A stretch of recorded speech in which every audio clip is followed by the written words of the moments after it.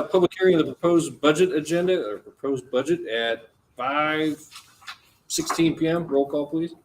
Hart. Here. Hicks. Here. Janeski. Here. Lynn. Here. Ludwig. Here. Smith. Here. Wood. Mr. Mulvaney. So, couple things with the budget.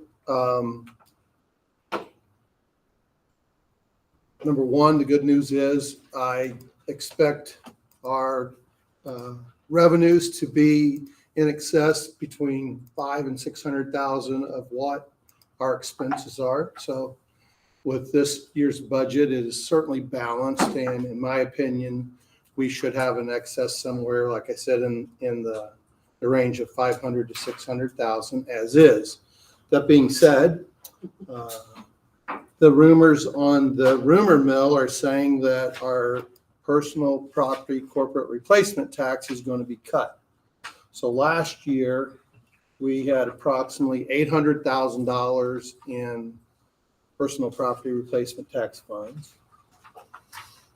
Obviously, if that gets cut 20%, that's a sizable amount of money, to the tune of approximately $160,000, which would certainly impact our ratios when it comes to our surplus. EBF funding, we are going to receive $60,000 more this year than we received last year, which is not a huge number in the total impact of the budget, but every little bit helps, especially if there's a chance that we could see a cut in our, like I said, our corporate personal property replacement tax number. We do project a deficit in the O&M fund.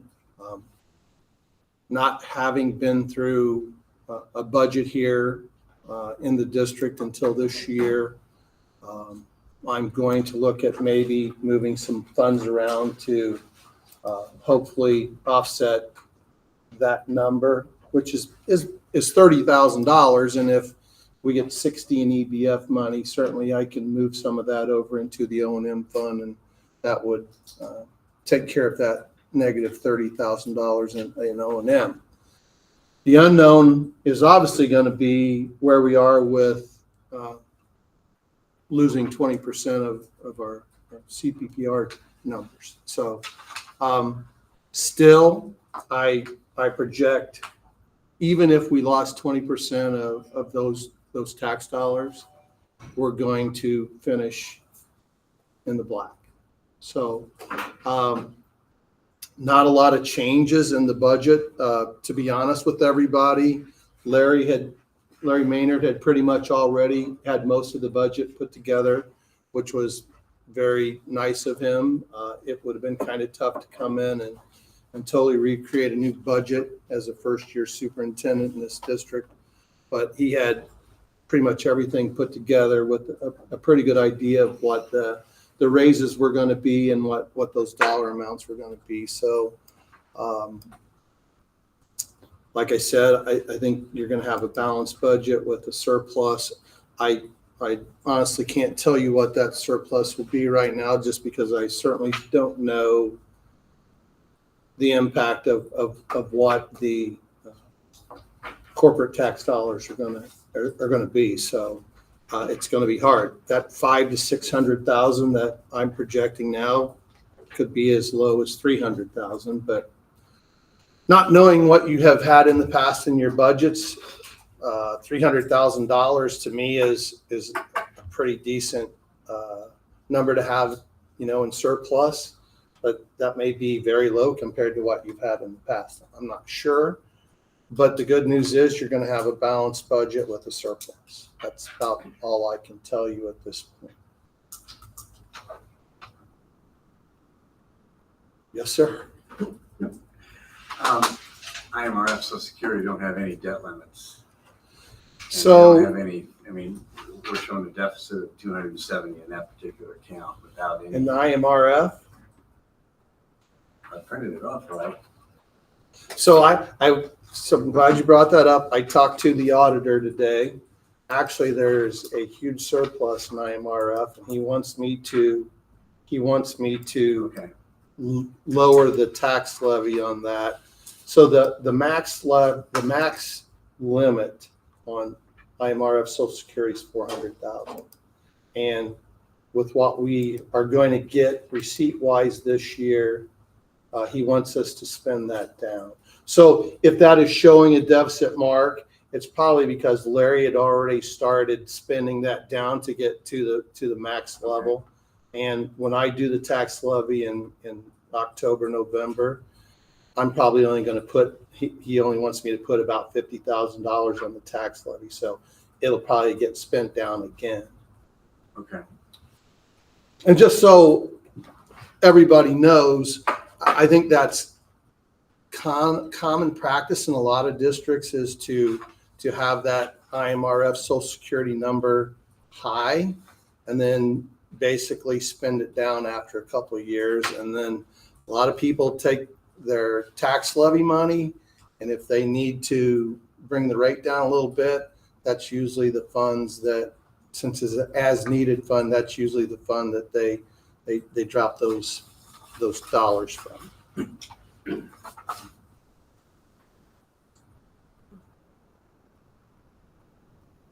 Any other questions from the board? Any public comment? Okay. We have a motion to close this public hearing at 8:21. I'm sorry. Wow. 5:22 p.m. Where are you at? Looked at the date. Oh, so moved. You're having a good time, it goes fast. Second. Roll call. Motion by Hicks, seconded by Lynn to adjourn the budget hearing at 5:22 p.m. Hart? Yes. Hicks? Yes. Janeski? Yes. Lynn? Yes. Ludwig? Yes. Smith? Yes. Wood? Yes. Motion carried by roll call vote.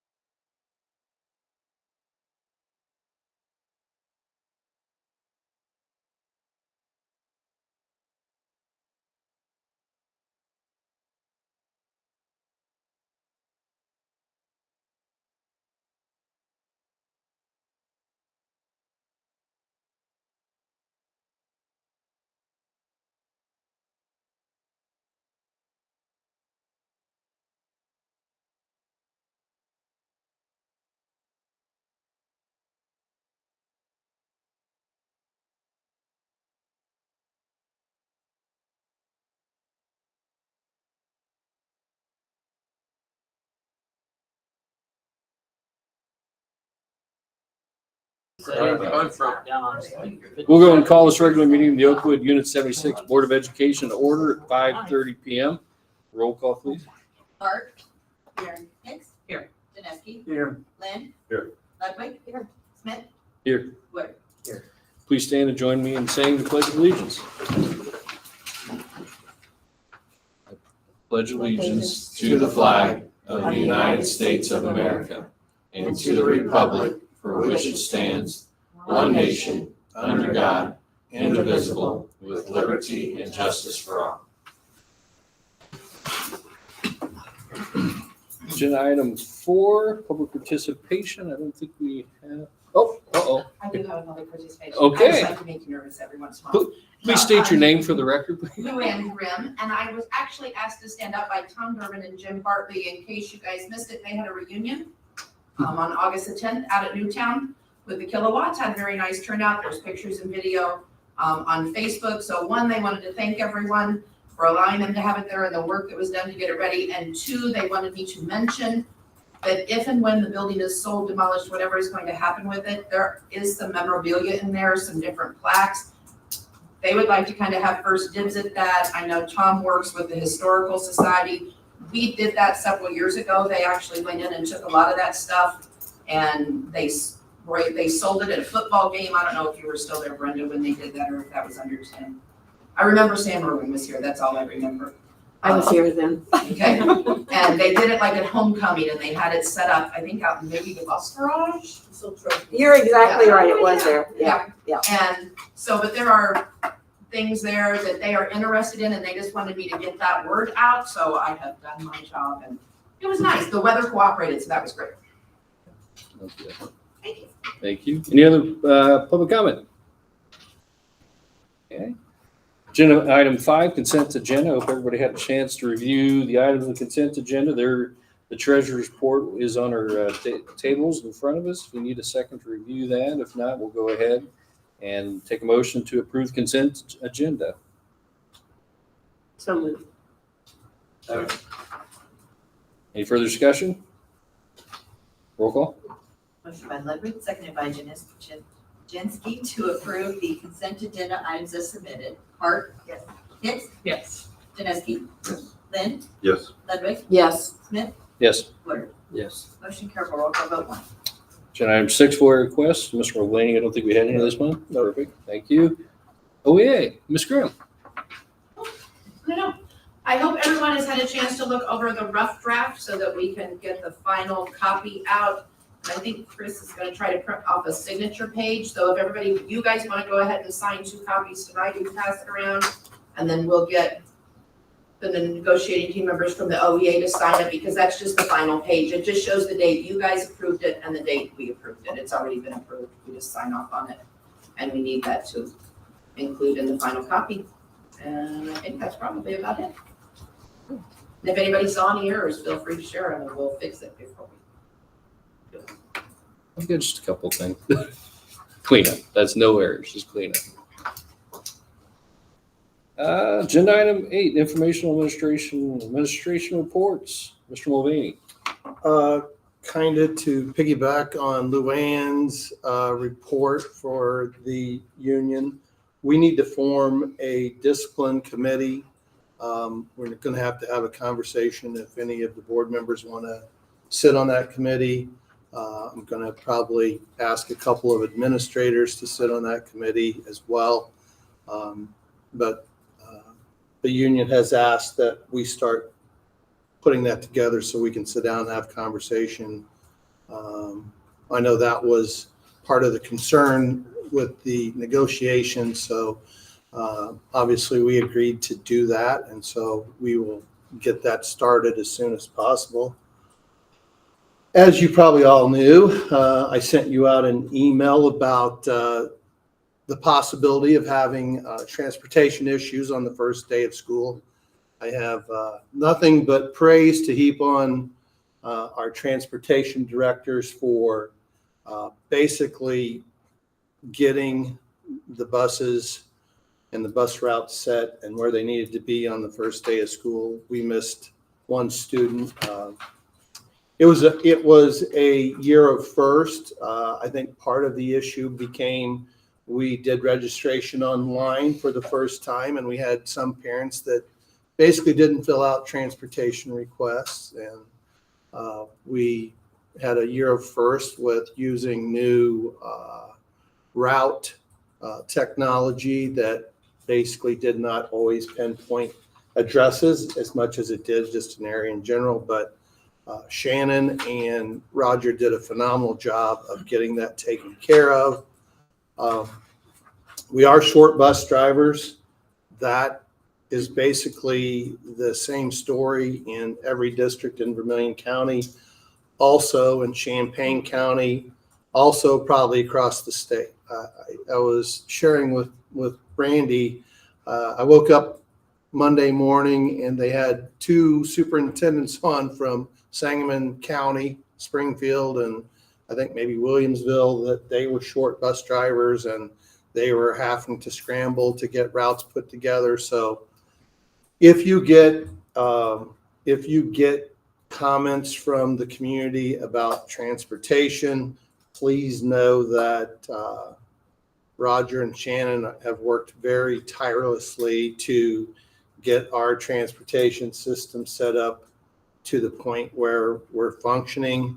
We're only 5 days in, but I guarantee you it's only going to get better. As of right now, we really do not have a substitute capacity to really make sure that if somebody calls in, we may have to run a second route. Roger and I and Shannon have sat down and talked about alternative plans for if that happens. And we're working through scenarios to kind of, once again, make sure that we have things put in place that, you know, if something happens, we have a plan in place to kind of minimize the disruption of transportation. When is the next training, you know? I do not know. I'm sure that was given to me at our first superintendent's ROE meeting, but right offhand, I couldn't tell you, Mark. They had one a couple weeks ago, which probably means they'll have another one in September sometime. Okay.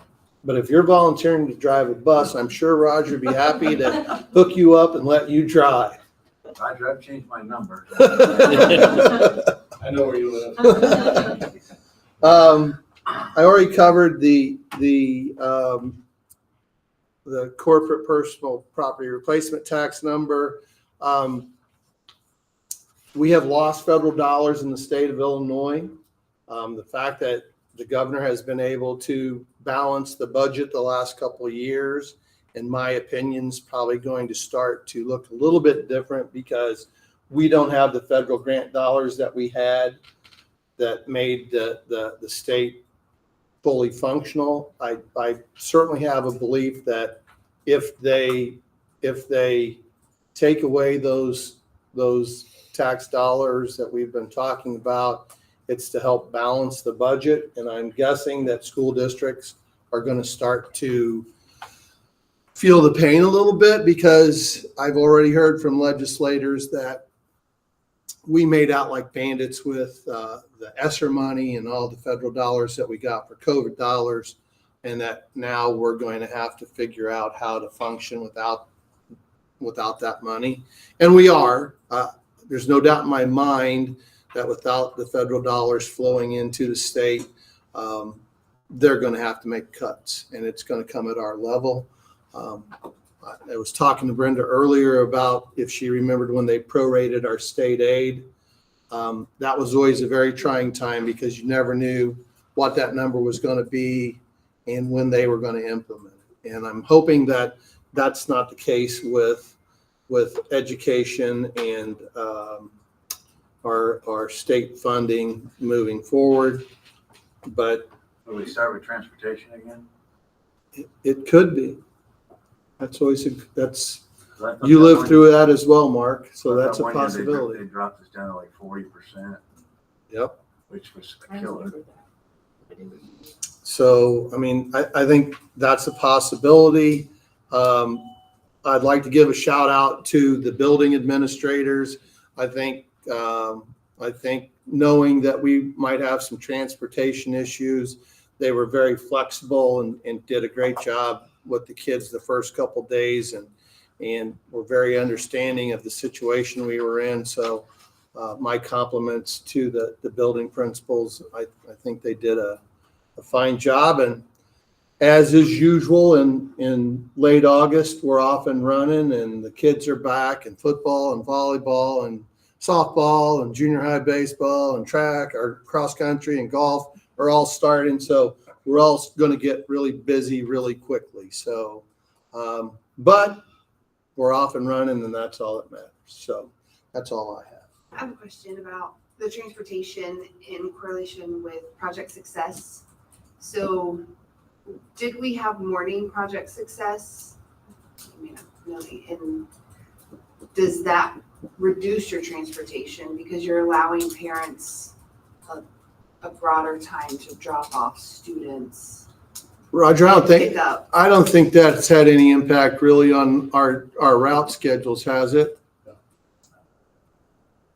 So I didn't think so, but Roger would be the guy who could have answered that for you. So. Any other questions for Mr. Mulvaney? Thank you, sir. Curriculum, Ms. Kimbrough. Just getting ready for the new school year. We had a new teacher meeting, and when I had a record number, 16 teachers attended. And then afterwards we had lunch, and so 16 mentors came and had lunch with their new teacher. And we went around and just the name, your name, what are you teaching this year, and what are you excited about? And a lot of them said that they were excited to work in Oakwood, that they had heard good things, and it was their decision to come. And I thought that was really nice to hear in a time where it's pretty competitive. And we have secured some positions because they wanted to be here. So I feel really good about all of our hires. I touched base with them all this week, make sure they're good. And all of them just said that everybody is very helpful and they just feel good about being here and like all positive. So like that's always a good way to start the school year. We did get the playground done, hauled some mulch and got it put together. Custodians probably ready to kill me with all the pieces and everything that goes with it, but it looks nice. There are 3 slides, which is something that was in need out there. We're still in the process of finishing up the office. We have a few things to get done, and then that project will be done. And believe it or not, I have no other projects scheduled for this year. John came in to like, what do we got next? I'm like, we don't have any money anymore, so we don't really have anything next. And then to kind of piggyback on Bill, like, there's no extra money. There's no curriculum money. There's no technology money. There's no even homeless money. Like we are done with everything. And our title funds came in, and just Title I alone is $24,000 less than we had last year. So like we are really, it's like night and day. I wish they would have like eased us off a little bit, but it was just all or none. So basically I took last year's budgets and closed them out with this year's supplies to make that transition, and then I can carry over 15%, and I'm going to try to carry over as much as I can in those to kind of get us through that. But we lived pretty well with software technology and a new curriculum and everything else. So I feel like our investments are good and they're going to keep us going for a while, but it's just, you know, I got to say no, and I hate saying no to things. So They didn't do away with the rest of the title funds, did they? no, but everything went down. All of them went down about 20%, 15% in some. But I heard the same thing when I asked, like, what is up with this? And they just basically said they got to pay back all that escrow. They're trying to figure out a way to balance the budget after giving out all that money. And it was we got a lot of money. But with that money, we were able to do so many things, so that our 5-year technology plan was done, my 5-year curriculum plan done, you know, and as far as supplemental things and a new wing and a new, you know what I mean? Like we did great things with that money, but it's just, now we gotta So it's less money and the money goes, it doesn't go as far either, so that. Yeah, it's funny because, like I use IXL, that is a, software, that we used, and it used to be like this same package that we got during COVID was 4,000. And we had money, and it was a good supplemental, that kids could do it at home during the, hybrid days. And now that same package is $11,000 for the same number of students. But what's happening is that money's gone, so now they've got to charge more to, like, we're seeing effects of that. Same thing with, like, any of the software companies, like, are saying, hey, it's time to renew. And I have last year's and this year's, and I'm like, you went $3,000 from last year. And they're like, well, we have new things to offer. It's not that way. So it's less money and things are more expensive. So luckily, like, our big thing, we took a lot of our ESSER money and purchased Go Math K-8. And we signed a 6-year lease with that. So for 6 years, I don't have to worry about math. But we've still got to build at the high school. We've still, you know what I mean? Like, that's got to be something we'll have to put back in the budget. Because my curriculum budget, software budget, all of those disappeared during COVID because I could sustain everything with grant money. And now that that's gone, I don't know if we have to put that back in the budget, maybe not next year, but maybe the year after, to try to get back on the rotation that we were doing. Because on that rotation, I was able to get what we needed. And we bought a lot of curriculum, a lot of technology, a lot of good things. So, like, I don't regret anything that we have spent, and you had to spend it all, but it's just, things look a little different this year. So, that's it for me. Any questions from Ms. Kimbrough? Thank you. Oakwood High School, Ms. Smith. So we've had a great first 5 days of school. Our students are adjusting to the no cell phone policy with very limited resistance. And what's been nice and maybe a little bit louder in lunch is that we see the students looking each other in the eyes and having conversations, whereas last year it was a lot of students behind their phones. Students are talking to each other in the hallway. Some of them are still looking down, but it's just different, and I really like it. We have not had any maybe discipline issues, but we're seeing an increase in engagement in the classrooms. I've been in every classroom a couple times, and the students are engaged and up and moving, and it's been really good. We are starting our mentor program for the high school again this year. So we've invited 14 high school students to be mentors and go down to junior high. We have our first meeting next week. It'll just be at the high school, and we'll talk about expectations for mentors and leaders. And right now we don't have a lot of junior high students for it, but I have some ideas about maybe expanding the mentor program to work with some of our younger students as well in the interim, since we have so many high school students interested in being mentors. I wanted to thank Chris for help with all of the logins and passwords and technology assistance, because with all the new staff members, we've had a lot of people who need new passwords and things created, so he's been awesome with that. Like Michelle mentioned, my office is not finished yet. One of the main needs that we have is that we don't have a bell system. We can't hear the bells in our office or the speakers. So that's been a challenge. So hopefully that will get completed soon. Our SRO has recommended placards for the exterior doors for safety. He recommended it last year, and it was a project that hasn't been completed yet that I hope we can also get completed. The grade school has placards on the outside so that if law enforcement are called, they can refer to what door, location an intruder might be in, or some kind of issue. Our NHS volunteered before school started. We had 8 students come out and pull some weeds around the track and around the high school and work on the flower beds and stuff so that we could have the school looking nice. Student council did a bulletin board. If you're in the high school, stop by and look at the bulletin board by the office, because we found pictures of old floats when we were cleaning everything out of the office. So we picked through all the old floats and put a bunch of them out there. And our student council plans on putting big pictures of the floats from this year's homecoming up on the board. And then I also wanted to give a shout out to Stephanie March because a couple of weeks before school started, I asked her to change the master schedule so we could accommodate our teacher who came out of retirement to help us out with math. And she did that with success, and Don Lee came out and we all worked on it together. So I really appreciate it. Questions? Placards on the doors.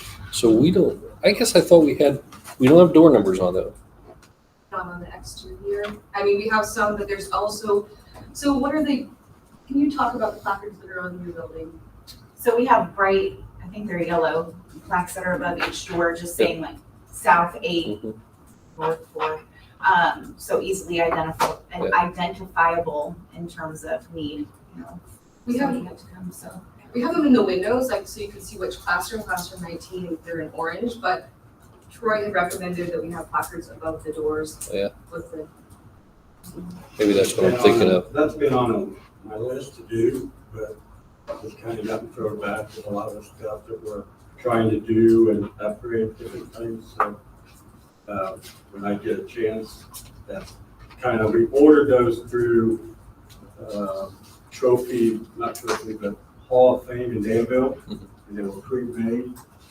They got a place where you can hang them above the doors. And then I got the stickies that we stick on the inside, facing the inside. So if you're standing there, you can see what door number when you call 911, you know what door to send it to. So it's just been on my list, but I haven't had a chance to do that with everything else going on and trying to get school started. So we'll start working on that, you know, so we can get it upgraded. Any other questions for Ms. Smith? Well, when you, by the doors, if you put something with some Velcro or something to where it's got a map of the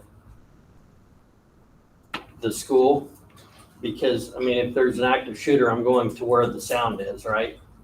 But if they're quiet and they're laying down and wait, and you tell me, if I go to St. Joe and you tell me to go to the library, I have no idea where the library's at.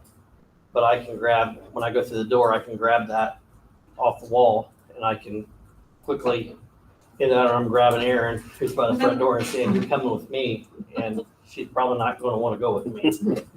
I'll but- go with you. So if that's something that we can do, to have a map at each one of the doors, so we can grab it. We do have the maps in the classrooms, you know, for fire exits, but I really think that's a great idea. We have a lot of doors, so maybe Michelle and I can work on the updated map.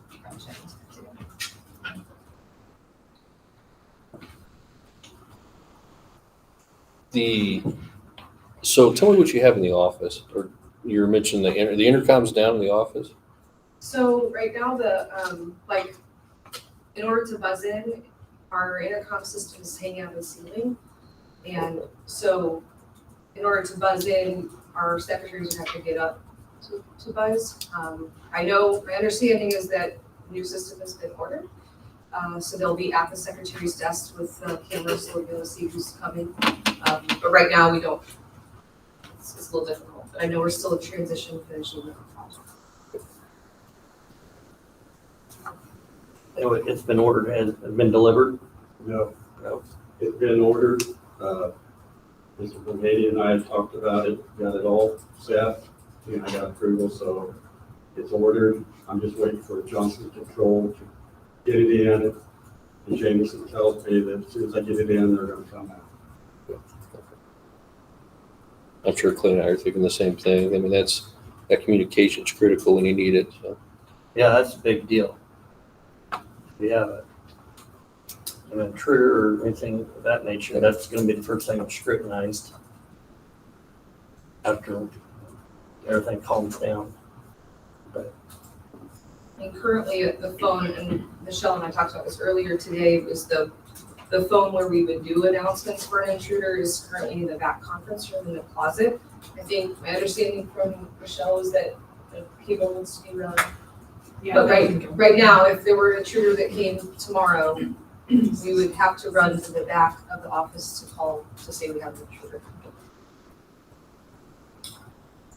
Does Jameson give you an idea when it's coming? No, he didn't. He was hoping to have it in by the end of this week, but it's not. I assume when it does get here, it won't take you very long to hook it up.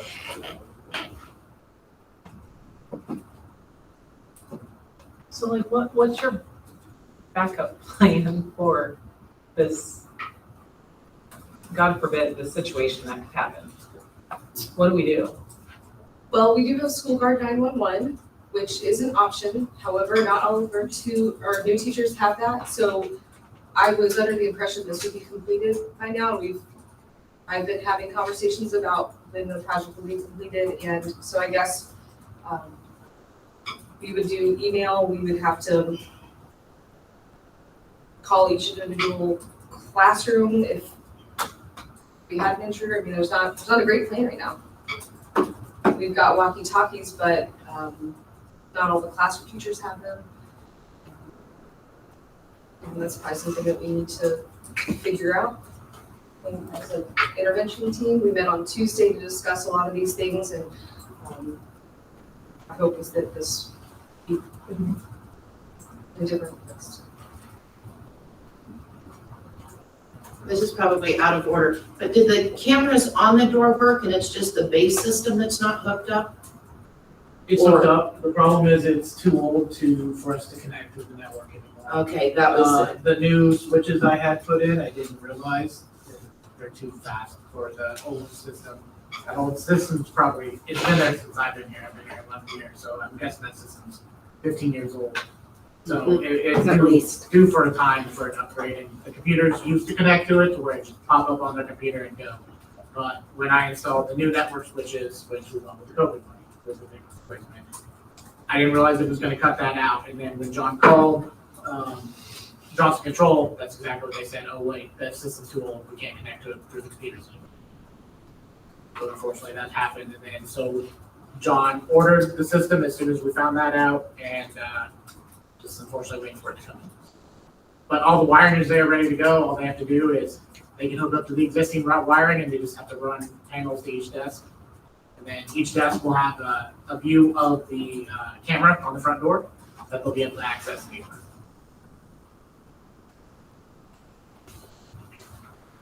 That'll be for every door.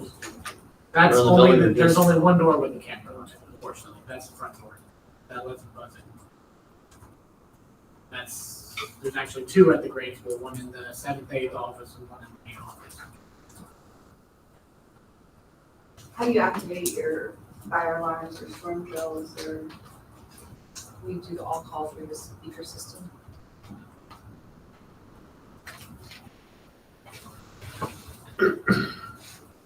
So there's 2 cameras on the grade school and 1 on the high school. Yes, one at the junior high office and one at the grade school office, and then one at the high school office and one at the grade school. So, yeah. At the front doors where the secretary is let in and out where the cameras are. So were you talking, so like the ones where you would push the button like we do at the front door? Correct. Yes, exactly like the one that's out in front here. So you mentioned the phone is back in the back, obviously tripping hazard or something. Can you use phone extensions to move that phone We to? ordered a phone cable today, and hopefully as soon as it comes in, we'll have to do the ceiling and up and running. Do we have exterior and interior camera systems in the buildings? And like the camera around like every bit of the exterior of the building? There is not, no. That's not, we had gone through, I had gotten a quote last spring. Mr. Maynard decided not to go through with the quote that I got. Like I had quoted everything, we would have full 360 view around the building, every single hallway, everything good to go. I went through QNS, great company, they had quoted us everything, and then Larry decided since he was leaving, he did not want to go through with. How do you remember what that quote was? It was about $80,000. That was for both buildings. Is that using existing equipment or that's replacing? That's using existing lines, but our cameras are just too old to use the equipment. Our cameras are 6, 7 years old, unfortunately. I'll just speak on behalf of that. That's a huge necessity, especially for safety. And the cameras aren't that great. They're, we get by with them, but there are definitely blind spots that we can't quite get to. It's decent, but Especially at our like arrival areas, like car rider area, there's not a lot of cameras there. Like there's not cameras in you the don't get parking the lot. whole parking lot in the east lot. You get the playground or anything like that. there's none by my office. I mean, $80,000 is a lot of money, but my God, you can't buy a vehicle for $80,000 now. And I would rather have cameras picking up everything in our buildings in the day and age that we're in. Yeah, that would be. And really the location of- Installation too, so. The location of the high school, then the response time is not, I mean, it can be delayed for law enforcement. Mhm. I would echo I walked around with Chris and the person who gave the quote, and I look at cameras a lot, and so there's blind spot in part of our cafeteria. We don't put tables there now because we had incidents and we can see them. We went to look back, and he was really good about making suggestions too about where location would be. I was really impressed with it. Absolutely. Sir, can we, I be part of helping maybe get some bids or, Sure. and can we put on the agenda for next meeting and so we come up with, is that acceptable or? Put it on new business. Yeah, sure.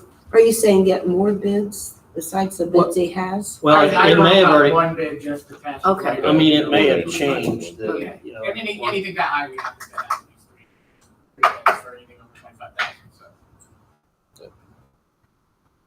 Well, my thought is that's a month away. Might need a little bit more time. Yeah, so I'm just saying if you can get more bids. You can go ahead and get more bids right now. I guess, yes. Yeah, I mean, you don't need me to tell you how to do your job. I mean, that's not what Right, I'm if you want me to get more bids, I can call a few companies and. Is that, I think that's, I think that's the way we should go. Yeah.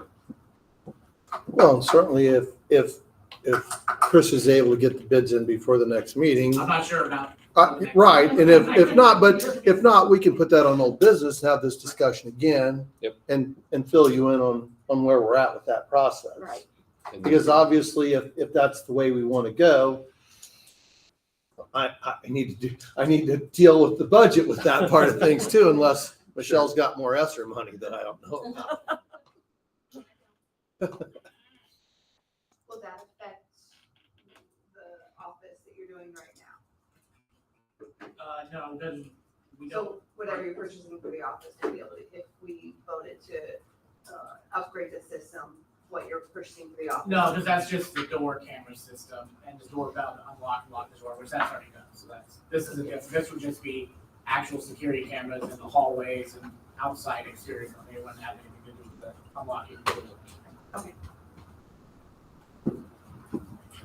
your e-stores, they stay locked as best you can, or how? The youth stores are only open from, right now they're 7:55 to 8:11, and either myself or another staff member is at these stores in the morning, and then other than that, we've had them unlocked at times for practices. And then like sometimes we'll use the key lock if we have an event or something. Thank you, I know, that's kind of the. Thank you. Any other questions for Ms. Smith? That was a little bit, sorry. High school, 80, Mr. Steele. All right, good evening. For my athletic director report, some highlights. Number one, fall sports are in full swing. And golf team has actually had a few matches already. Well, their second match, they had a couple rainouts, but they had their second one today. So got official rosters set, numbers and everything with that. Been by practices and just checking on things to make sure everything's good. Before the season did start, I actually had a parent, athlete, and coaches meeting that I haven't done in the past, or hasn't been done here at least.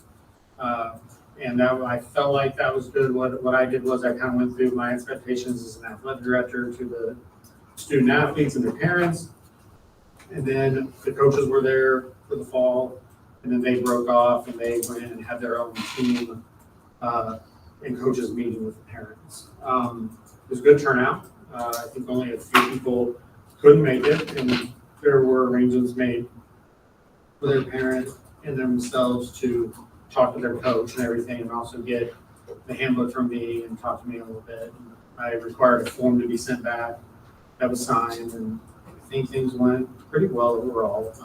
There's always room to improve and make sure things are kind of straightened out for next year, but I thought it was good.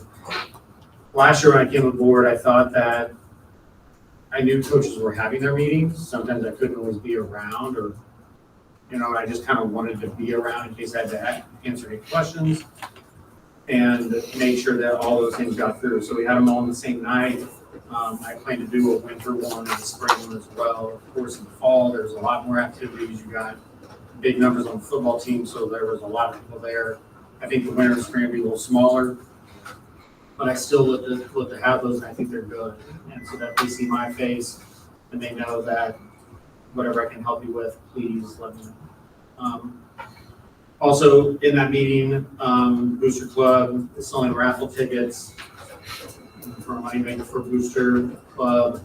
There's a lot of different things that schools are doing to gain money for the booster clubs.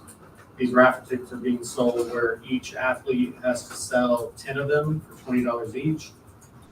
That money goes back and turned into the office, and then there's drawings throughout the year for money. There's people that do, like I know there used to be little cards. I don't know what's the right move for that, but I was willing to kind of help out a little bit and try to get the coaches to buy in, because some of them do their own fundraisers. And I thought, I went to the coaches and kind of asked, hey, usually what is your needs like every year? What do you fundraise for? And so I've talked to some of the Booster Club members about, hey, Coach Fenton on the soccer team, he fundraises for one big thing. It's a film. It's to film his games. It costs this much money. Do you think that we every year can be able to supply that if we continue to do these tickets and everything? Just got some answers like that, and it was a yes. But so because there's just so many fundraisers and so many people trying to raise money, I want to try to get them all together and do it rather than every coach doing their own little thing. So games Friday night. Reached out to the men's club. We've been talking about what we can do, and Mr. Freeman and I have kind of had some plans, and he's got his guys there. I went to the Oakwood men's club meeting last month, and we discussed, and so I think that's a go. We got concessions all ready to go and everything. The soap game's interesting this year. We are actually hosting Fisher. So this year was the first year where this is called week 0, and you can actually have a scrimmage versus another opponent. So I have rules with the IHSA and everything on that. Right now, it's only football. I would have loved to have Fisher's volleyball team come over and scrimmage, but that hasn't been voted on yet. So one of the questions I've been getting a lot from is that will Fisher invite us to come over next year for this? And I feel like we need to honor that if they want us to, if everything goes well. But then I talked to Harlan Freeman about how can we do a men's club thing? Do we do something like some kind of kickoff the night Thursday prior? Do we have a soap game the very first home game of the season? Do they come out and put that game? So I don't know. That's kind of for debate, and maybe some people have some opinions about that. I'm sure people do. I was gonna say, people always have opinions. So, but our Coach Lee really wanted to play an opponent for the Week 0 scrimmage. There are some that aren't doing that. They're just doing the inter squad. But so I reached out to a couple teams in Fisher. So that will be Friday. And then my only thing is that I've been in communication with our soccer coach, Eric Fenton, and I'm just, he needs we need some kind of consistent water on the soccer field. What do we do? How can I get that? We have talked to the fire department. I know that they used to do things where they pulled out these huge, John, can you help me here? The fire department would have training on Wednesday nights. They would come out, spray the field as they were practicing. Now, a year or two ago, I think probably when Tim was here, they were talking about doing an irrigation system on soccer field then. So I did the investigating and I called the city and talked to them, the water department actually. There's only a 2-inch line that goes up that back road. And they told me that they couldn't do anything because it would starve the houses along there. If we turned our irrigation on, they would have enough pressure for the houses. So then they said the only other thing to do is they'd have to go into a 4-inch line down through there, cover that. And then they couldn't give me a cost of what that would be, and that would probably fall on us. I also checked into boring under the sidewalk and the parking lot on the east side over there by the maintenance room, back by the transformer. A couple of the guys that I talked to were a little hesitant because of the transformer there, but they said it could possibly be done. We'd have to do some digging. And we would tie in the hydrant inside there. And it was about $30,000 just to do that. And that was back a couple of years ago. That's where we got to. Superintendents at the time, it just kind of fell apart. Nobody would pick it up, and I mentioned it and said we'd discuss it later. So that's where we're at with that. Why the city said that they didn't really want to get on that line. Hey, Zach, so with our co-op sports, is there any language that talks about Salt Fork's obligations to help with whatever when it comes to soccer? Now, are you talking about like money or are you Yeah, talking? well, okay, yes, everything, or facilities? Right but now, according to what I understand, we own the co-op. So we decide where things are played. We decide, but then again, I find the officials, I do the schedule, I do all that. Now, money, finances, we do split a bill every year. Like every single thing we do, like officials, bus transportation, like down to the last inch, we split. And we keep track of that. My secretary and one of their secretaries works on that, and we split that. Does that include facility maintenance? I don't think we ever did. No, I don't believe that was one of the things. Now, I mean, Eric Finn is a coach that runs a strong program, and he doesn't ask for much. He did ask for a scoreboard. We got him a scoreboard, which was, the only thing, at the end of the season, I always ask the coaches, for needs, when we need, and he wants a flat surface and water. So that's not a lot to ask for a soccer coach. And I worry about after it was in July, we got like a heavy rain, and they rolled it. It wasn't much longer. A couple days later, it's dry. That thing just soaked. That thing just sucks the water. But I just want to vouch for him and see what we can do. I know that I talked to now, Salt Fork has traded ADs. They have a new AD. But I know at one time, according to the old Salt Fork AD, Jamaica was ready to have a soccer field down there. They're ready to what? They were ready to have a soccer field down there for OSF. They have the place. They have the place, they have the water. Yeah. Was their field irrigated down there? Yeah. It's a football field. It's the old football field. Yeah, Now, I've always told, now, when I first came on here, the former AD from me said, don't give up the co-op, don't do it, whatever you do. And I get that, but I also I want to give the kids the best field that we can possibly. I get it, if I go to a soccer game, I'd rather drive 3 miles than 20. And the only way to Jamaica. But I want to give them the best place, and I don't know, tell me where to go for this, or what's the possibilities.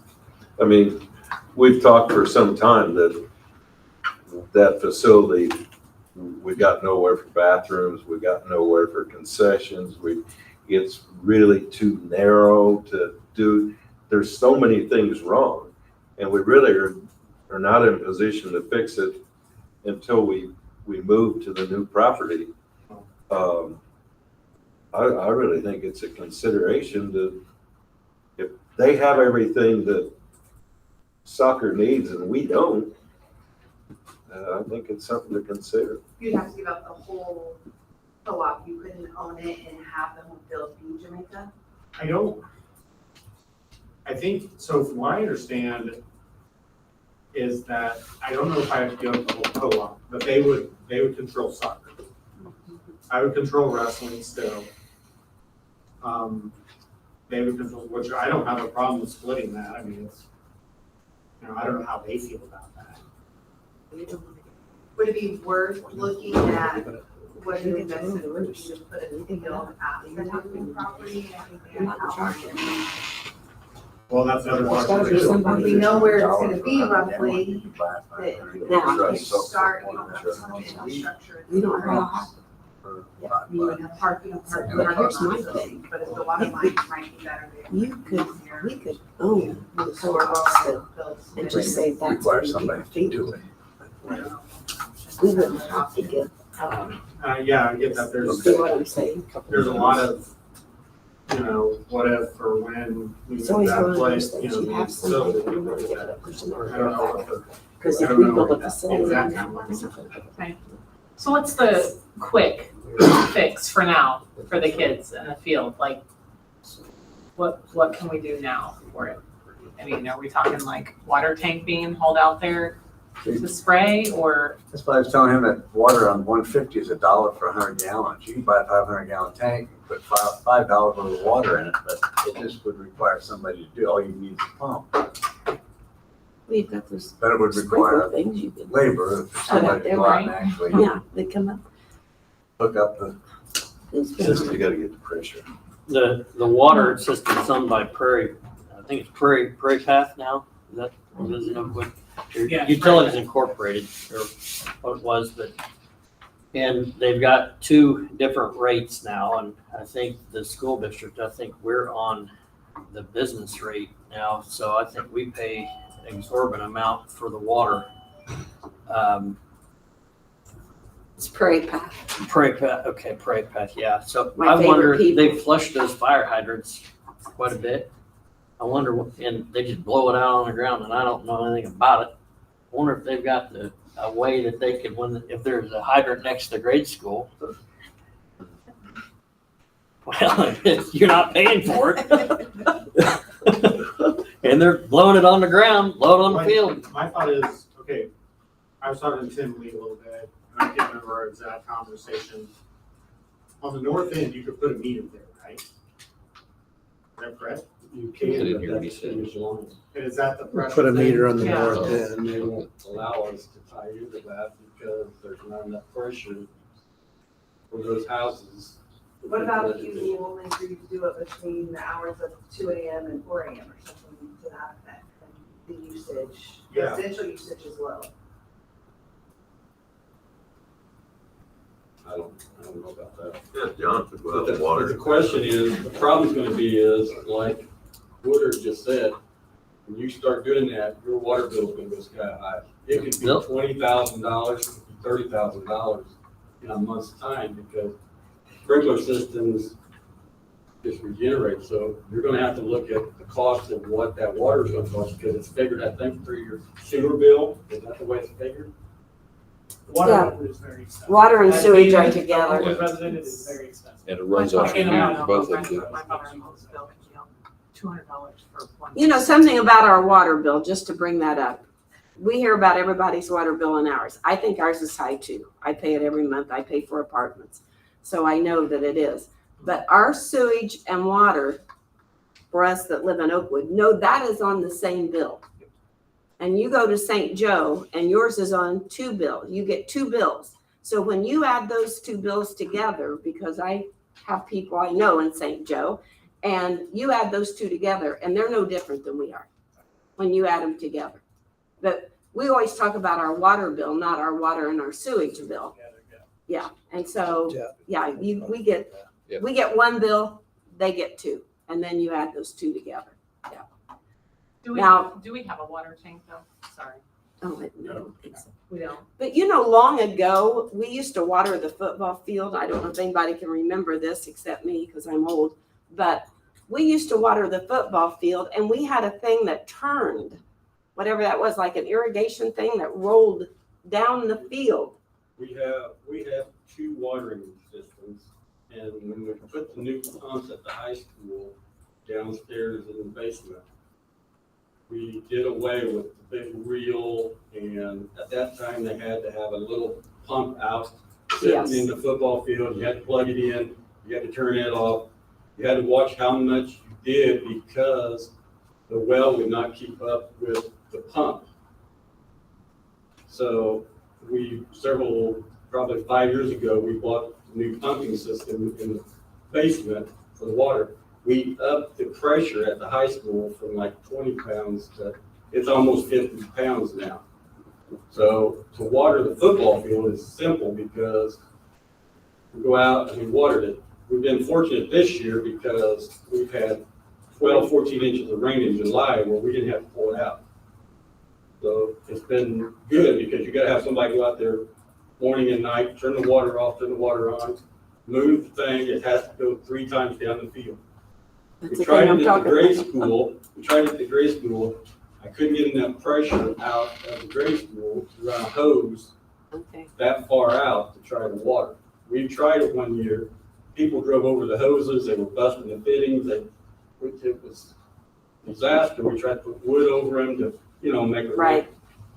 But we did it 1 year because the pressure, but I still had to use that pump at the grade school to get enough pressure out to water the soccer field, and it's gotta be 3 times. And we usually ran them about an 8-hour period. Okay. Have you reached back out to the fire department? Are they no longer doing training? Are they doing it somewhere else or? I don't think anybody reached back out to them. I talked to the fire chief this summer and he said he would go out there on Wednesdays and do it, or on the days he did it, they would spray it down. I just don't know how, it's once a week and I think it just dries out pretty quickly. So at least if we got that back in, that would Just be better. help. Which we've been lucky this year. But this weekend's gonna be high, and I'm getting nasty, and for who knows how long. But I just wish I could get that something consistent like every high school does. Well, one of the problems we have too is we don't have practice facilities, so they are practicing on the same field that we're trying to play on. Good point. Right. And you can't keep enough water when they're killing the grass. I practice every night and every night. Plus they practice in the same spots. So it's hard to keep up with it and keep everything nice. Either they're gonna have to move off the fields, practice somewhere else, or we're just gonna keep having this problem. This is, I think either the second or third time that this field has been redone. I know it's been redone since I've been there. They went in, tore all the sod out. We got a flood. I don't know if everybody remembers. It flooded out there, the corn stalks. It killed all the grass. We had to go in. And Fenton was in charge. He went in and had somebody come in, do it all up and replant it. But when they replanted the grass seed. They didn't take a flat screen or something and go down to where the tiller was, made a hump across the field. So the last few years, we've been trying to fill them in. It's just gonna take time, and it takes a lot of money to take an upgrade. I think this is something that probably needs to be a long-term discussion that we're not gonna fix this fall. But, I mean, certainly I think Well, that's looking into, because Zach's talked to me about it, and that's one of those things I totally agree that those fields need that watering system. We're probably not gonna fix that tonight, and maybe we need to have a short-term solution of a water wagon or the fire department being at least willing to water it once a week, which is gonna be better than just relying on Mother Nature, but we're not gonna solve that tonight. Yeah, and that's what I told, and Coach Finn knows that it's not gonna be solved this fall. It's not. But it could be something to look at maybe for next year. And I think it'd be worth your time to have a conversation with, is it Brian Russell now? With Brian and just see, maybe we run down and use Jamaica's football field, have it set up for a soccer field and play a couple matches there, and just, if you're playing a couple matches there, it gives us time to get off our field and get it watered. And yeah. Now, once again, I say that as I tell you, our transportation is a debacle, and getting the kids down there and back's another issue. But I mean, those kinds of things are going to be part of this ongoing process, to tell you the truth.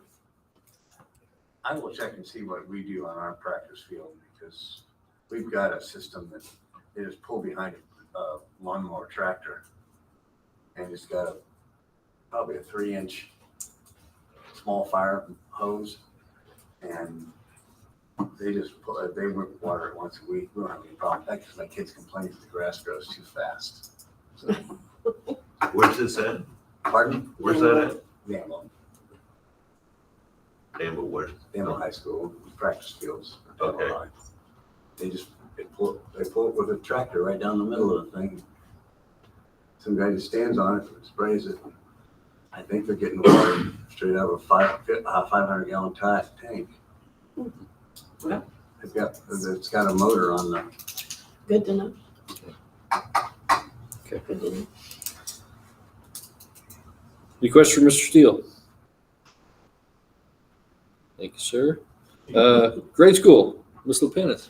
So I just want to highlight a few things. First of all, I know I had noted 65 new students in the board report. We're more like 75, if not more.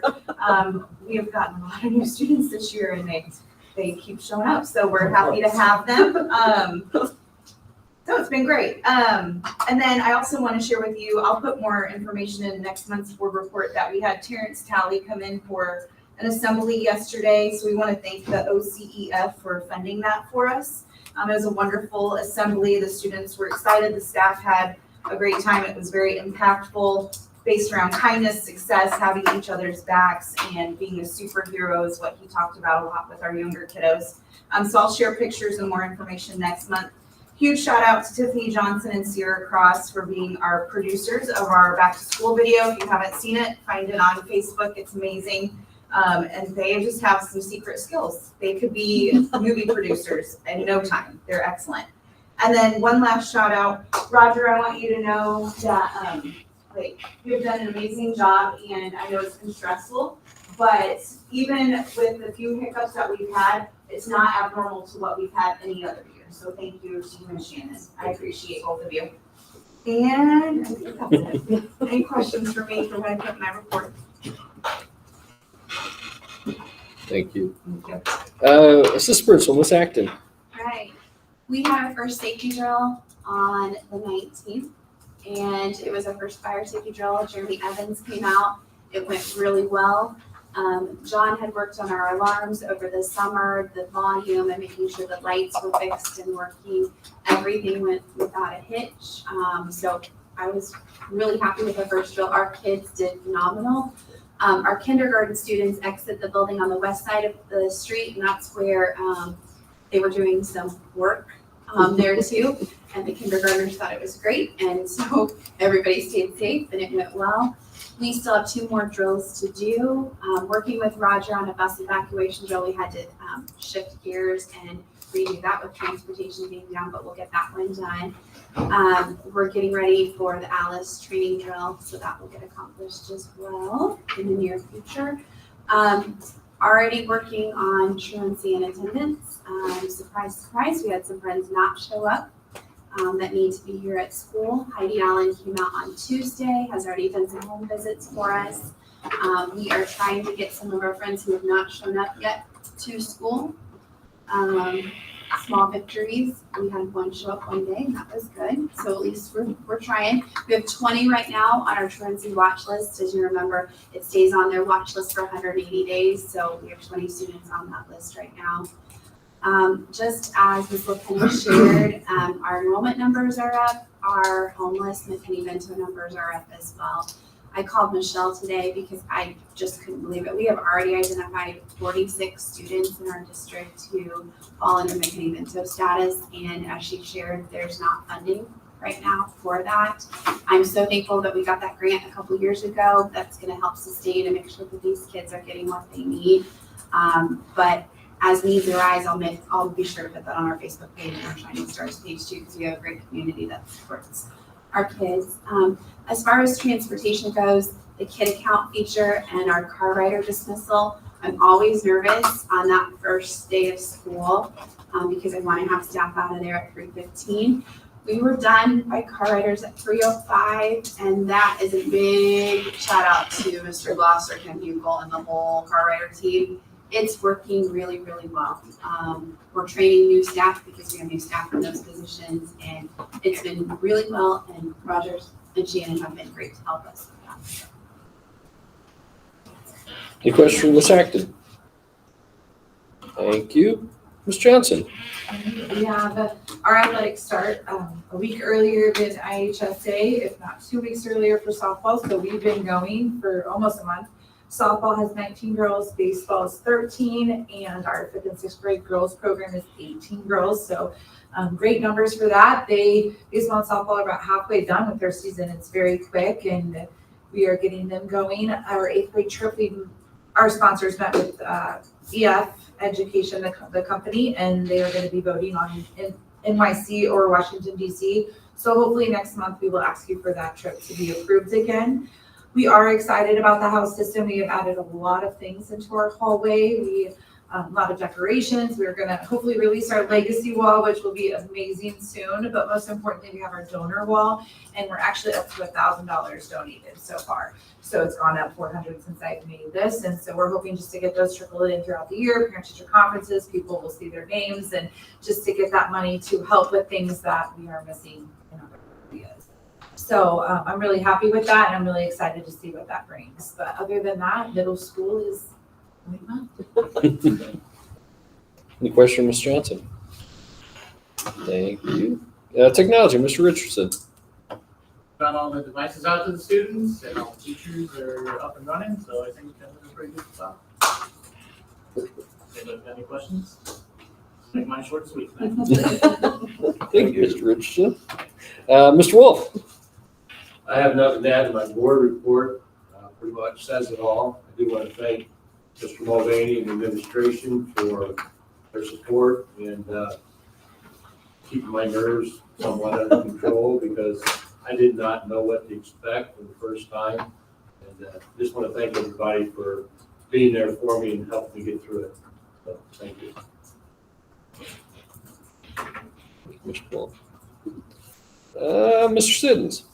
I got something to add to the board report. You got my board report, and one of the items Bill and I have been talking about has been very good listening. He asked me when he started what the needs and some of the wants are, but I'm here to talk about the need more than the wants, because you talked about a lot of stuff tonight that is a need, but I got another need. About 2 years ago, am I about right, Chris? About 2 years ago, we been having some issues with the school truck.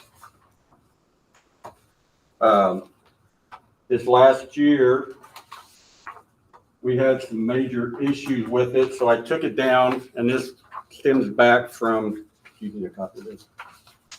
Stems back from the last superintendent, but I was always told we'll talk about it, but I think we really need to talk about it now. Because it's become an issue more lately. The school truck's a 2009 Ford F1 or 350. And if you look at it, I kind of put it in order. The first deal is when I took it in, there was an exhaust leak and some noise coming out the front end of it. We take it in. The truck has always had the regular oil change and everything done to it. But in the last few years, it's really started to show some wear on the rust and the snowplow. We use the snowplow for this. So All Source has always told me there's more rust underneath than what it should be because it's so used. So the first deal is the cost of what the upgrade of repairing the truck, the issues that's wrong with it. And that's probably going to go up a little bit from when I got the quote because the price of stuff's gone up. The second sheet is a blue book, Kelly Blue Book cost of what our truck is worth. And if you look at the two different pages, there's not much difference in what it's worth and how much money we need to spend on it. And then the next four or five sheets is I went out and we talked about looking at a used truck. When you start looking at a used truck and one that's got a snowplow or something's already on it, they're already wore out. Or if you start looking for a used truck, you're going to look at high mileage. And the cost of trading is, you're not going to get, you're already having somebody else's problem. So I went out and actually Roger and I have been talking about this too. So Roger's been helping me with it. But we went out and we've been looking around the area for different costs of different truck, possibly a new one.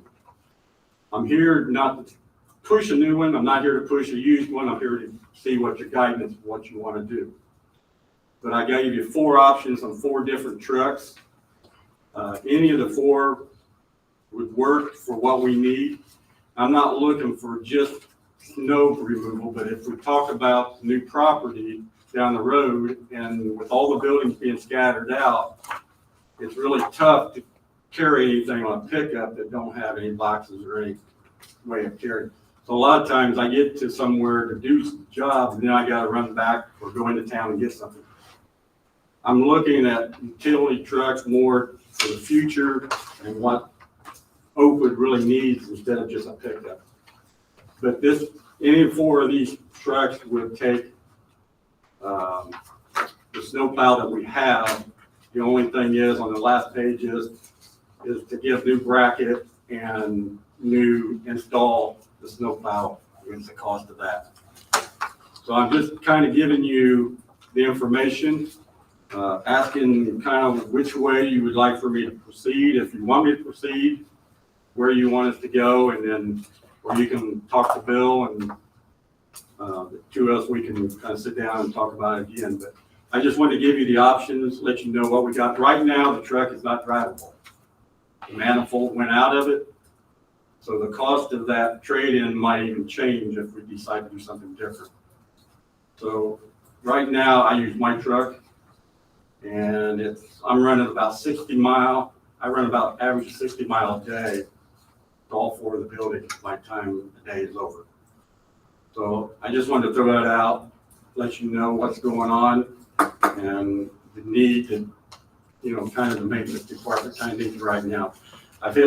Bill and I talked about some other things that was in the need, but so we're kind of just working together. Like I said, it's been good because you asked me what the need was for the maintenance department, and these are some of them. So if you have any questions, concerns, And I know everybody's asking for money tonight, so felt like now I'm at the end of it. Is this a gas or a diesel? These are gas. Because we Ours have, is too? ours is gas too. I got a question. It's only got 65,000 miles on it. It sounds like but it's got a lot of years on it. Yes. My concern is the fact that it didn't last with such low mileage. Are we doing something with it that, like, if snow removal is tearing this truck up, should we not be doing snow removal with either this truck or even the new truck and bidding it out? Because You've gotten 16 years out of the truck plowing snow. And I think the first few years they had some issues because back then, I think a bus driver had wrecked it too. So snow plowing you've got to be careful snow plowing. You can't be in a hurry and you can't just ram things. So the salt on any vehicle, when you're driving around, you're going to have the salt no matter what. Whether you're a truck with, a snowplow on it or not on, you still got to get from point A to point B and have it rust. The only issue is we do haul salt in it, but when the season's over or the day's over, I try to go out to the bus garage and rinse it off. So it's just odd to get so many years out of a truck, but still not have any miles on it. And when I went to have the price of a trade-in on it, the guy looked at me and said, there's more rust than anything. He says the miles is good, but the underneath of it is all rusted out. And that price of, like I said, the repairs, they may get in there and tell me there's something else that needs to be fixed. So I'm just, like I said, I'm here to give you the information and find out which way or what you'd like for me to proceed at. Now, if you say you're just looking for guidance, if the guidance is fix it, that's what I'll do. Is there a thing why we shouldn't fix it? You're saying the rust? Well, the tailgate right now, if you lift it up and pull it down, it's got a big gap. They've rusted apart. So the next thing that's going to happen is that tailgate's going to fall off. So then you're going to have some body work done to it. So then we might turn it into a flatbed.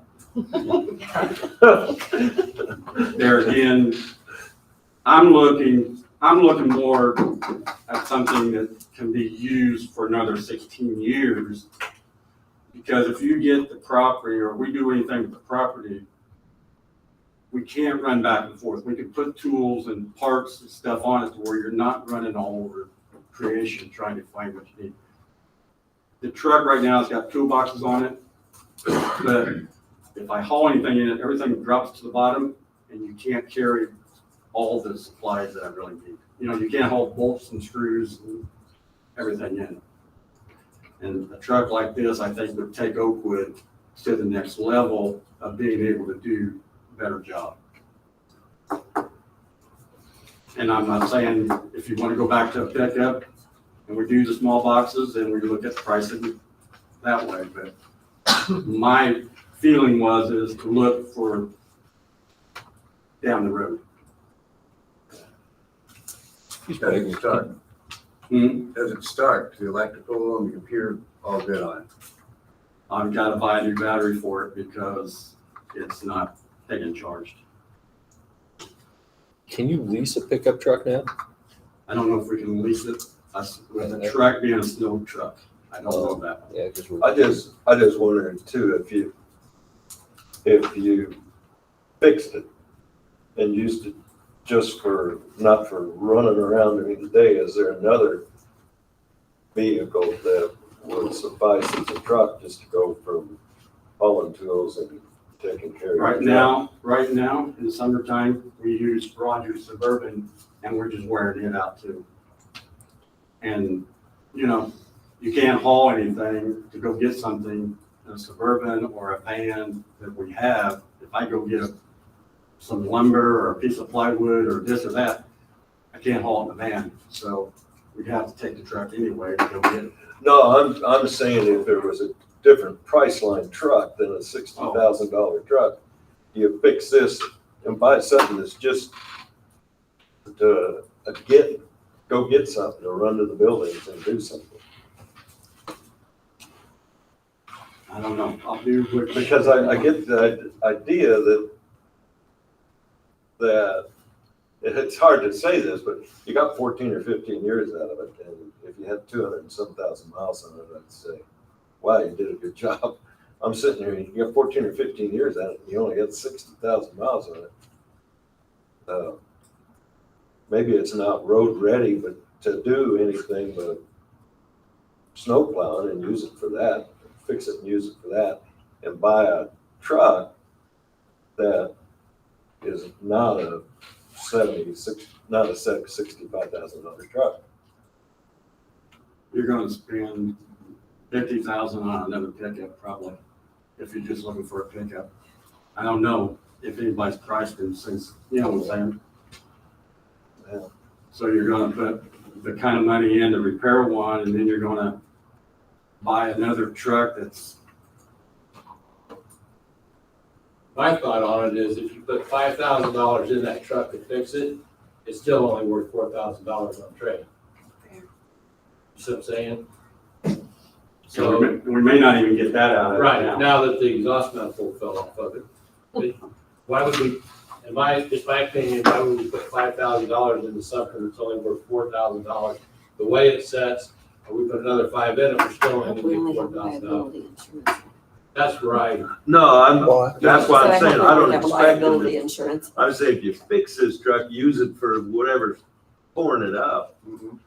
And then buy a lesser truck. Roger's telling me that he can't buy a truck that would, what he would do it for less than $50,000. I'm sitting there thinking, I've been buying the wrong trucks. But he might have to do a lot more in his truck than would. Well, and the reason we buy the heavier duty trucks is we bought the trailer to haul equipment, so we wouldn't have to pay for the rental company to haul everything. When I go get my scissor lifts now for the summertime, if I go get a skid steer, I go and I get it with our truck and our trailer. And we kept the old trailer just to, like, for scrap or whatever, the backup. But we got the new trailer and we only paid, I think, $3,000 for it. It's a $5,000 or $6,000 trailer. So I don't just use the truck for that. We haul the mower around behind and it's everything. And this new truck, the tools would be there. I could take and put the chains on it, you know, where I don't have to go back, get a chain to go get the lift. And there's a lot of running around that can be limited. All right. So in other words, yeah, because it's we do a hauling lot the more than trailers just- and hauling them. Yeah, Okay. I haul a lot. Every day this summer, I almost had a trailer on the back of my truck. Okay. So all of these estimates are for brand new trucks, right? Yes. I guess I would be curious to see, I know you talked about a used truck, but I would just be curious to see what kind of options we would see if we, got maybe 4 on used trucks. Do you want me to look at just a regular straight pickup, or do you want me to look at the utility box to feasible for what we really could use and need? I'm going to interject a thought here. And there's a Suburban out there, that's ours, right? That thing's not far behind. That's true. True. So here's my issue. Here's my thought. We've had a lot of requests here for, like this. We had one for the Suburban's not, I noticed that when I walk in. I need to know let's say vehicle wise, what's our priorities? And I not for tonight. I'm not going to put you on the spot. But, we've got, is this Suburban the priority? Because it's going to be the next thing. I remember I took it to Chicago umpteen number of years ago, and I thought it wasn't coming home. There's been work done to it, but we've got that. We've got this. What's our priority? The pots. How much? Limited. Yeah. How much It's money we got limited. to spend on these?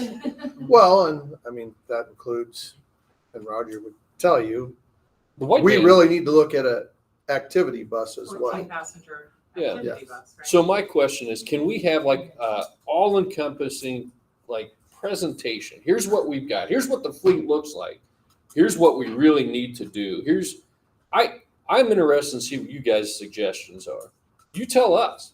I mean, if you think the Suburban's a priority, you think the pickup's a priority, you think, I don't care what's priority. My thought is get rid of the Suburban completely and replace it with a white activity bus. We don't need that Suburban. Okay. We have a black Yep. van that could be used for district meetings or what have you. I would rather get a 14-passenger activity bus versus a 9-passenger, 8-passenger Amen. Suburban. I agree. I'd rather have a vehicle that has more than enough seating for less kids than have a vehicle we don't have enough kids to fit in. But then let's take a holistic approach. Exactly. You tell us what you think, what we have. You tell us what we have, because I'm going to be honest with you, I don't know everything we have. You tell us what we have. You tell us what you think we need, and then we'll look at that. Because then we'll see how it all fits together. We'll talk to the guy who runs the purse strings and say, do we have enough money for it? And then we'll start prioritizing these things. But I need to understand the whole picture. That's just the way my mind works. And Roger and I have talked that we have 5 buses that sit on the back line They that just sat there. sit there. So you got money tied up there that you could do away with those, at least another white bus. Okay, Yeah. but when do they come off lease? They'll be, this is last year. Perfect. This is, That, they're on a 2-year lease. That's what- correct. that's worth knowing. You got 5 buses that are gonna come off of a lease at the end of this year. Now, we're not guaranteeing 5, but the way he's trying to do all the routes and do everything, we're trying to get rid of the bigger buses. So can I make a suggestion? Let John and Roger and I sit down and take a look at that.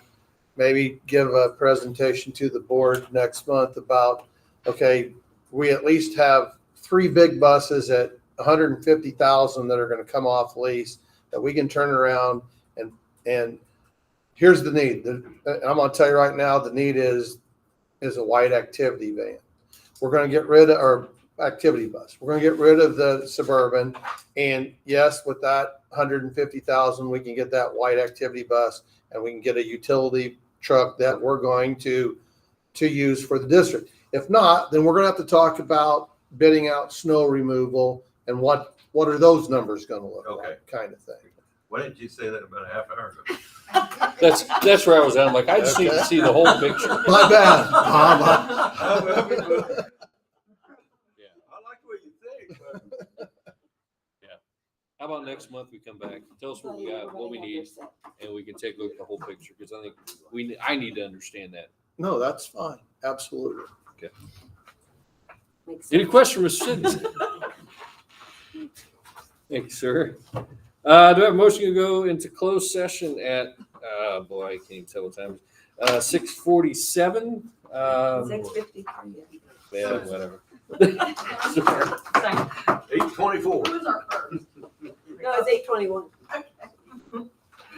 Roll call, please. Motion by Hart, seconded by Hicks to enter closed session at 6:47 PM. Hicks, Yes. Janeski. Yeah. Lynn, Yes. Ludwig, Yes. Smith, Yes. Woodard, Yes. Hart. Yes, motion carried, roll call vote, yes.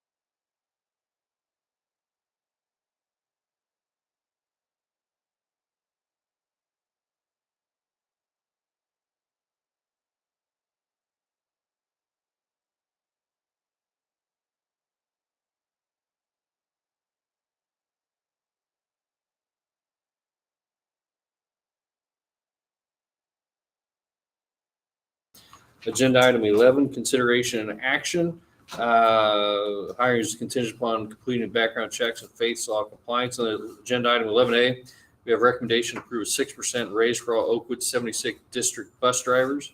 We have a motion to approve the recommendation as presented. So moved. Second. Any further discussion? Roll call. Motion by Janeski, seconded by Hart to approve the bus driver raises as presented. Lynn, Yes. Ludwig, Yes. Smith, Yes. Woodard, Yes. Hart, Yes. Hicks, Yes. Janeski. Yes. Motion carried by roll call vote 4. Agenda item 11B, we have a recommendation to approve a 6% raise for all Oakwood 76 district administrative office staff. Do I have a motion to approve the recommendation as presented? So moved. Second. Any further discussion? Roll call. Motion by Ludwig, seconded by Lynn to approve the administrative office staff raises as presented. Ludwig, Yes. Smith, Yes. Woodard, Yes. Hart, Yes. Hicks, Yes. Janeski, Yes. Lynn. Yes. Motion carried by roll call vote 5. Agenda item 11C, we have a recommendation to approve a 6% raise for all Oakwood 76 district building principals. Do I have a motion to approve the recommendation as presented? Make the motion. Second. Any further discussion? Roll call. Motion by Woodard, seconded by Hart to approve the building principal raises as presented. Smith, Yes. Woodard, Yes. Hart, Yes. Hicks, Yes. Janeski, Yes. Lynn, Yes. Ludwig. Yes. Motion carried by roll call vote 6. That was D, wasn't it? That was D, correct? C. C. C, okay. We have a recommendation to approve 6% raise for all Oakwood district administrative directors. We have a motion to approve the recommendation as presented. So moved. Second. Any further discussion? Roll call. Motion by Ludwig, seconded by Lynn to approve the administrative director's raises as presented. Woodard, Yes. Hart, Hicks, Yes. Janeski, Yes. Lynn, Yes. Ludwig, Yes. Smith. Yes. Motion carried by roll call vote 7. We have agenda item 11AE. We have a recommendation to approve the fiscal year 25 budget. We have a motion to approve the recommendation as presented. Motion. Second. Any further discussion? Roll call. Motion by Woodard, seconded by Hicks to approve the fiscal year 25 budget as presented. Hart, Yes. Hicks, Yes. Janeski, Yes. Lynn, Yes. Ludwig, Yes. Smith, Yes. Woodard. Yes. Motion carried by roll call vote 8. Okay, for agenda items 11F through 11W, we'll go ahead and put those all together as the same action item. One clarification, 11V, recommendation for an internal transfer of Jeff Goble. I want to make sure that everybody has it correct. Jeff Green. I want to make sure everybody has it right, that is from the day custodian to evening custodian. There was a version of the agenda from early on that was backwards. So do I have a motion to approve agenda items 11F through 11W concerning the new hires? Do I have a motion to approve the recommendations as presented? So moved. Second. Any discussion on any of the new hires? Roll call. Motion by Ludwig, seconded by Lynn to approve 11F through 11W on new hires as presented. Hicks, Yes. Janeski, Yes. Lynn, Yes. Ludwig, Yes. Smith, Yes. Woodard, Yes. Hart. Yes. Motion carried by roll call vote 9. Agenda item 11X, we have recommendation to approve an addition to the Oakwood High School Student Handbook for the 24-25 school year regarding the use of artificial intelligence in accordance with the IPA Model Student Handbook. Ms. Smith? Yeah, it was just a recommendation based on the IPA model. We had some questions at the end of last year regarding AI and how it can be used in the classroom. Our teachers have done some training on it as well. Do I have a motion to approve the item as presented? So moved. Second. Any further discussion? Roll call. Motion by Ludwig, seconded by Janeski to approve the addition to the OHS Student Handbook as presented. Janeski, Yes. Lynn, Yes. Ludwig, Yes. Smith, Yes. Woodard, Yes. Hart, Yes. Hicks. Yes. Motion carried by roll call vote 10. Agenda item 12, new business. We have a proposal to create a position that would be a transportation maintenance position. Mr. Mulvaney, do you have any further on that? In my short time here, I've noticed that we have issues staying up with our buildings and grounds maintenance. Mowing is a huge concern, the ability to have our properties look appropriate is, in my opinion, becoming an issue. I've talked with John about what our options are. One of those options has been to create a grounds and maintenance position out of the district office that would be responsible for maintaining all the properties, including Newtown. That discussion is in its preliminary stages, but I wanted to bring it up to the board because we have not decided what those hours would look like or what the pay would look like. Also, in conjunction to our transportation issues, that position may actually be a split time position between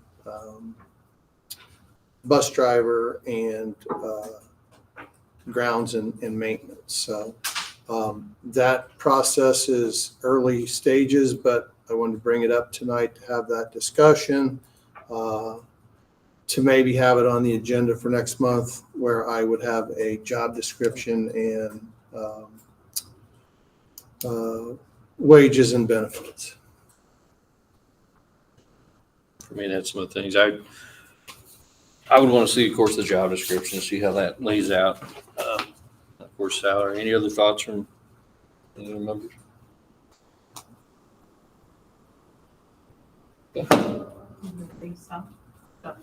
Yep. Bring that back next month then. We can look at it. Okay. So a motion to adjourn. So move. Yeah. 8:22 p.m. Thank you, Mr. Lynn. I was trying to speed it up there. Our next regular meeting is going to be Wednesday, September 18th at 5:30 p.m. Do I have a second? Second. Everybody said, I looked at you because you've been the second for a while on that. Roll call, please. Second by Hart to adjourn at 8:22 p.m. Lynn? Yes. Ludwig? yes. Smith? Yes. Woodard? Yes. Hart? Yes. Hicks? Yes. Jeanette? Yes. Motion carried. Thank you.